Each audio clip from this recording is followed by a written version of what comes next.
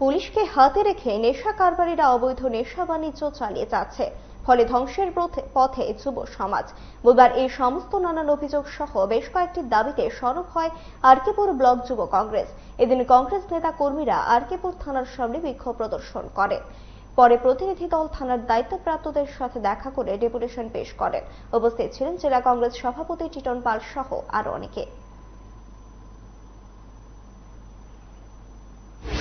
আপনারা জানেন এই সরকার স্লোগান ছিল নেশামুক্ত ত্রিপুরা গঠন করা, কিন্তু নেশামুক্ত না হয়ে আজকে ত্রিপুরা যে নেশাযুক্ত হয়ে পড়েছে।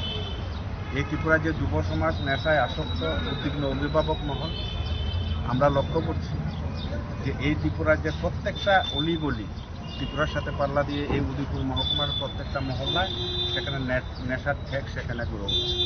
বরাবরই অভিভাবক মহল এবং বিভিন্ন রাজনৈতিক দল বরাবর সেখানে দাবি করছেন যে এই সমস্ত নেশার ঠেক এবং নেশার কারবারের বিরুদ্ধে যাতে প্রয়োজনীয় সেখানে ব্যবস্থা নেওয়া হয়।